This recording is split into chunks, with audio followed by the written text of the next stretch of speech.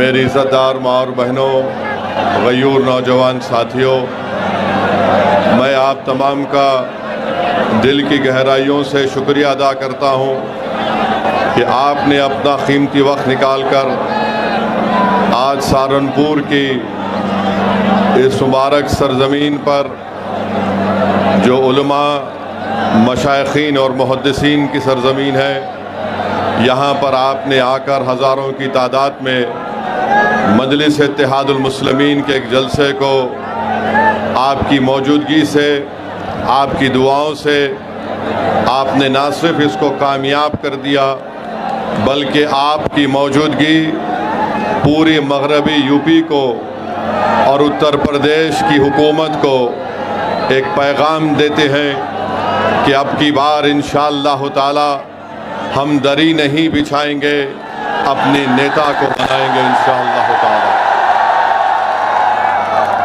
शहनशीन पर मौजूद मगरब यूपी के सदर जनाब महताब चौहान साहब, उत्तर प्रदेश के सदर जनाब शौकत अली साहब, इस अजीमुशान जलसे के ऑर्गेनाइज़र जनाब मरगूब हसन साहब, ज़िला सदर सलीम साहब, शहर सदर दिलशाद साहब, डॉक्टर अरशद साहब, अनीस अहमद साहब, रईस मुल्क साहब, शहजाद खान, जनाब हरीश जाट, शोएब मंसूर साहब, साजिद हसन प्रधान साहब, मोहम्मद बिलाल साहब और मजलिस इत्तेहादुल मुस्लिमीन के तमाम ज़िम्मेदारान, मेरे अज़ीज़ दोस्तों और बुज़ुर्गों, आप जानते हैं कि मजलिस के जो मुखालिफीन हैं वो हमेशा एक झूठा इल्ज़ाम मजलिस इत्तेहादुल मुस्लिमीन पर लगाते हैं कि मजलिस इत्तेहादुल मुस्लिमीन एक फ़िरक़ा परस्त कम्युनल पार्टी है। मैं आपको ये बताना ज़रूरी समझता हूँ कि मजलिस इत्तेहादुल मुस्लिमीन कभी भी किसी समुदाय के ख़िलाफ़ थी, ना कभी रहेगी इंशाअल्लाह ताला।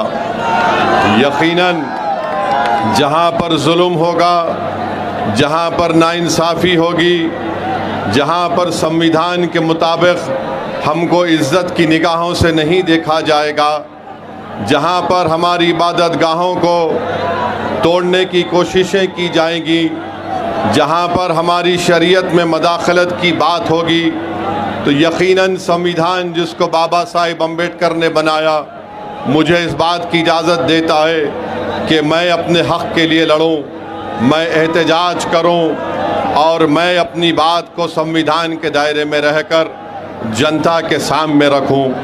आज इस बात को कहने पर मेरे हुकूक़ का मुतालबा करना, इज़्ज़त और हिस्सेदारी की बात करना, अगर ये फ़िरक़ा परस्ती है तो जो सियासी पार्टी हमको फ़िरक़ा परस्त कहती है, मैं ये समझता हूँ कि दुनिया के सबसे बड़ी फ़िरक़ा परस्त पार्टी तुम लोग हो, जो मजलिस इत्तेहादुल मुस्लिमीन, जो गरीब और मज़लूमों के हक़ और इंसाफ की लड़ाई लड़ रही है। मेरे अज़ीज़ दोस्तों और बुज़ुर्गों, अगर मैं तारीख़ में चला जाऊँगा तो मुझे ये कहना पड़ेगा कि उत्तर प्रदेश की आवाम ने बरसों कांग्रेस का साथ दिया, उनको इख्तिदार दिया, उनको सत्ता दी।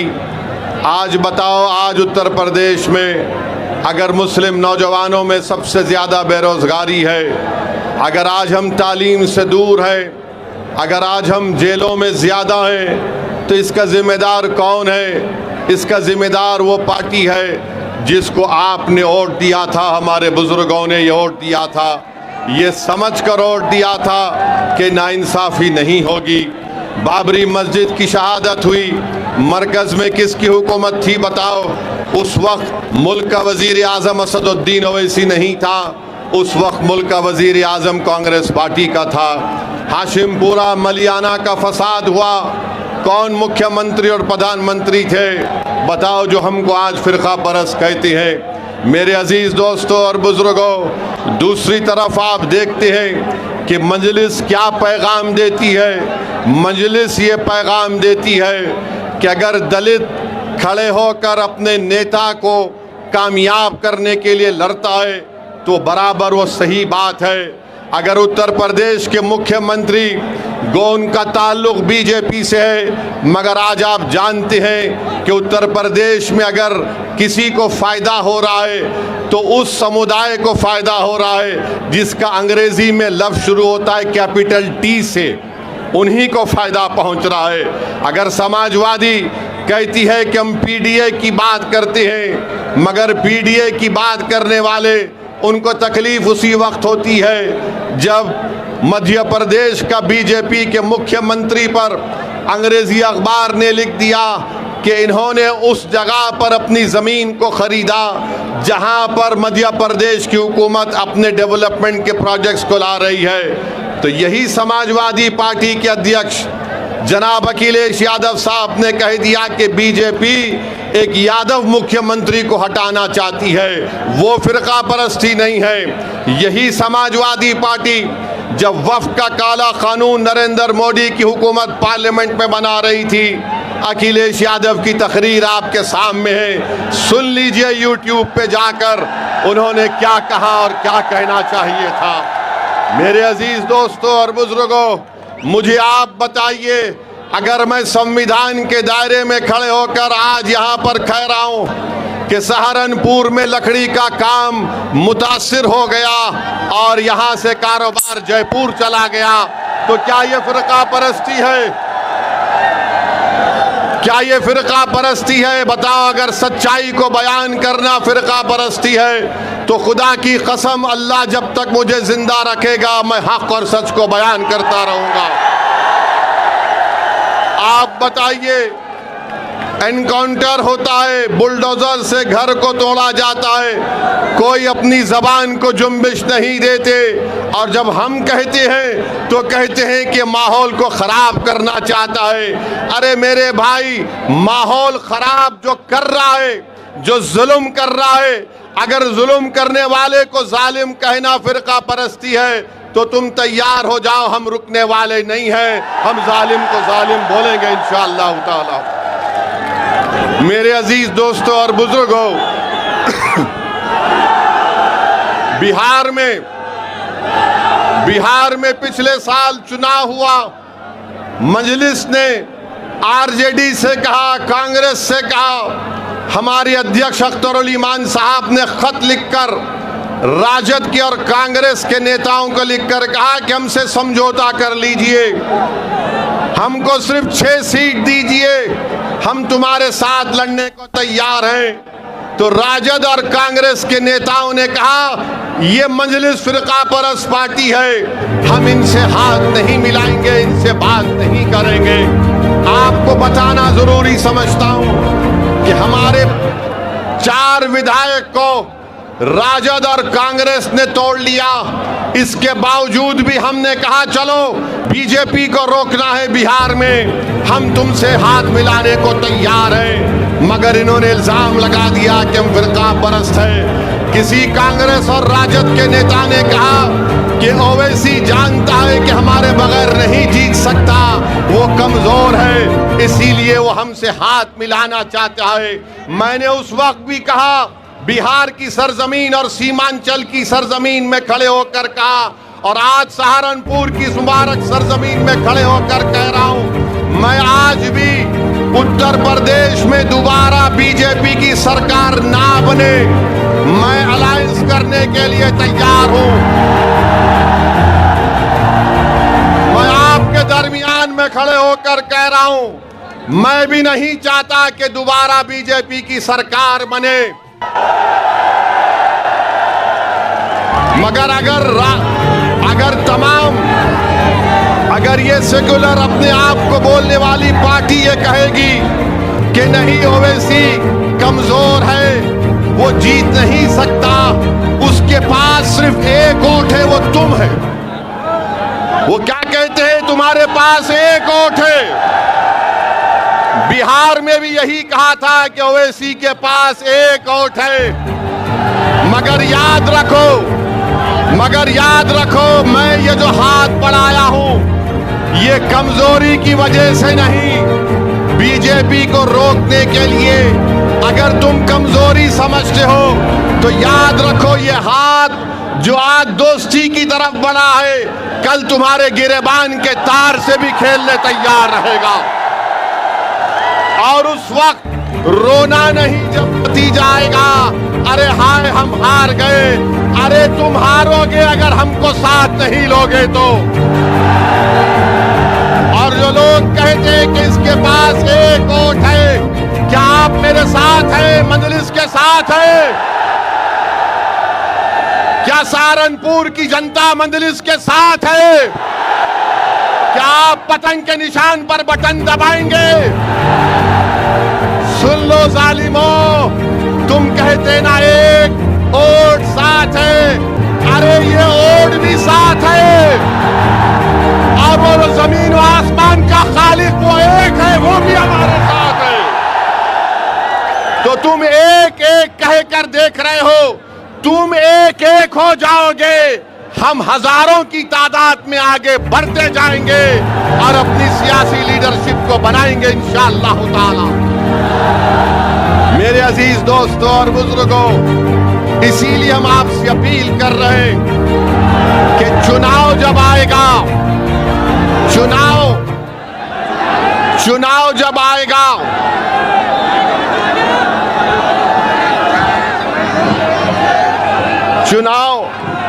चुनाव जब आएगा, ये तमाम समाजवादी के लोग आपके पास आकर कहेंगे भैया को मुख्यमंत्री बनाना। हम सत्ता में आ रहे हैं और हम सत्ता में आएंगे तो हम सब कुछ खत्म कर देंगे। मेरे भाई, 2014 में इलेक्शन हुआ, मोदी प्रधानमंत्री बन गए, भैया ने कुछ नहीं किया। 17 में विधानसभा का चुनाव हुआ, फिर आपसे कहा गया झूठ, सत्ता में आना है, फिर हार गए। फिर 19 में पार्लियामेंट का चुनाव हुआ, फिर कहा कि दिल्ली में सरकार बनाना है, फिर मोदी आ गए, आपको धोखा दे दिया गया। 22 में चुनाव आया तो बोले नहीं, अब हम सत्ता में कैसा भी आ गए हैं। फिर आपने वोट दिया और आपने देख लिया कि फिर आपके भरोसे को धोखा दिया। मैं आपसे एक अपील कर रहा हूं, यकीनन बीजेपी को हराना है इंशाअल्लाह ताला। मगर मेरे दोस्त, मेरे गयूर नौजवानों, मेरे बुजुर्गों, हमारे मुअज़्ज़िज़ उलमाए इकराम, मेरी आपसे एक दर्दमंदाना अपील है, हम कब तक अपने घर को अंधेरा करके अगियारों के घर में रोशनी लाएंगे? अपने घर में रोशनी लाओ, अपने घर को आबाद करो, अपने बेटे को नेता बनाओ, तभी जाकर हमको हमारा हिस्सा मिलेगा। वरना याद रखिए, अगर हम सिर्फ वोट डालने वाली मशीन बन जाएंगे तो फिर कभी नाइंसाफी नहीं हो सकती है। जो लोग आज मजलिस को फिरका परस्त कहते हैं, मुजफ्फरनगर का कांड, 50,000 मुसलमान बेघर हुए, कौन था मुख्यमंत्री? ओवैसी थे या अखिलेश थे? आप बताइए। हम पर इल्जाम लगाती हैं। तो मेरे अजीज दोस्तों और बुजुर्गों, मेरी आपसे गुजारिश है कि यकीनन इंशाअल्लाह ताला चुनाव से पहले गठबंधन होगा, अलायंस होगा। मजलिस जिसके साथ जाएगी इंशाअल्लाह ताला अल्लाह राब उसको कामयाब और कामरान करेंगे। मेरे अजीज दोस्तों और बुजुर्गों, अब दूसरी बात, आपको आवाज आ रही है ना? बस काफी है, क्योंकि ये मेरी आवाज नहीं है, ये आपकी आवाज है, ये हमारे इत्तेहाद की आवाज है, जिससे सब दुश्मन डरते हैं और परेशान होते हैं। मेरे अजीज दोस्तों और बुजुर्गों, 12 साल से बीजेपी की सरकार है और हम देख रहे हैं कि पेपर पे पेपर लीक होते रहता है। पेपर लीक हुआ, उस वक्त कोई देशद्रोही का इल्जाम उन पर नहीं लगाया गया। मुझे अफसोस के साथ कहना पड़ता है कि हजारों लाखों परिवार के मासूम बच्चे जो गरीब परिवार से थे आज वो परेशान है। कल नीट का रिजल्ट आया, मैं ऐसे नौजवान लड़के और लड़कियों को भी जानता हूं जो आज परेशान थे। उन्होंने कहा कि पहला एग्जाम हमने अच्छा लिखा, दूसरा इम्तिहान लिखने गए तो हमारे हौसले पस्त थे, हम बड़े परेशान थे। बताइए, इन मासूम बच्चों के ख्वाबों को चुकनाचूर किया जा रहा है, इसका जवाब कौन देगा? इसका जवाब कैसे मिलेगा? मेरे अजीज दोस्तों और बुजुर्गों, फिर आप देखते हैं कि वक्फ का काला कानून पार्लियामेंट में बनाया गया। उस कानून को जब बनाया जा रहा था, मैंने पुकार कर कहा कि मोदी की सरकार ये कानून मस्जिदों को छीनने के लिए बना रही है, दरगाहों और खानखाहों को छीनने के लिए बना रही है। आज आप देखते हैं कि संभल में मस्जिद को शहीद कर दिया गया, संभल में मस्जिद को शहीद कर दिया गया। और आज आप देखते हैं कि सहारनपुर में जो एक मस्जिद है उसको नोटिस दी जा रही है कि 6 करोड़ जुर्माना भरो या 15 दिन में उसको शहीद कर दिया जाएगा। अरे ये मस्जिद सहारनपुर की 1955 में उत्तर प्रदेश के सुन्नी वक्फ में रजिस्टर है। बताओ आखिर ये किस बुनियाद पर उत्तर प्रदेश की बाबा की सरकार मस्जिद को तोड़ने की नोटिस देती है? क्या ये लोग नहीं जानते कि अगर कोई जगह 70 साल से उस जमीन पर हम हय्या अलस सलाह और हय्या अलल फलाह की सदाएं दे रहे हैं, अगर 70 साल से जिस जगह पर हम अपने सजदे अदा कर रहे हैं, तो सुप्रीम कोर्ट ने कहा वक्फ बाय यूजर, नया वक्फ बाय यूजर नहीं हो सकता मगर पुराना वक्फ बाय यूजर बरकरार रहेगा। तो नोटिस दी जा रही है। अफसोस होता है कि इतना जुल्म क्यों किया जा रहा है। ये अगर ये समझ रहे हैं कि मस्जिदों को निशाना बनाकर, मदरसों को बंद करके, हमारी वक्फ की जायदादों को छीन कर, हमारी यूनिवर्सिटियों को तोड़कर वो इस्लाम से हमको दूर कर देंगे, तो मैं इन लोगों से कहूँगा कि जब सोवियत यूनियन था ऐसा ही जुल्म हुआ, कम्युनिस्ट पार्टी खत्म हो गई, सोवियत यूनियन खत्म हो गया और मस्जिदें आज भी आबाद है। तो तुम जो आज जुल्म कर रहे हो, इंशाअल्लाह ताला तुम्हारी शिकस्त यकीनी है। तुम आज एक जुल्म, एक जालिम के तौर पर सामने बढ़ रहे हो। मेरे अजीज दोस्तों और बुजुर्गों, आज रामपुर में एक यूनिवर्सिटी को तोड़ने की नोटिस दे दी गई है। रामपुर में आप बताइए, क्या ये नहीं जानते कि उत्तर प्रदेश में कितने मुसलमान बच्चे ग्रेजुएट होते हैं? 19-20% मुसलमानों की आबादी, सिर्फ 4% मुसलमान ग्रेजुएट होता है। और आज आप एक यूनिवर्सिटी को तोड़ना चाहते हैं। क्या ये नहीं जानते कि उत्तर प्रदेश में 15 साल के ऊपर लड़के, hello hello hello hello,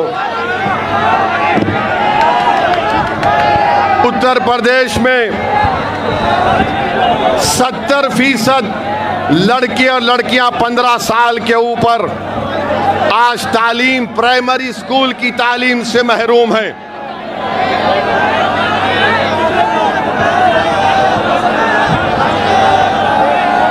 hello, चलिए अब काम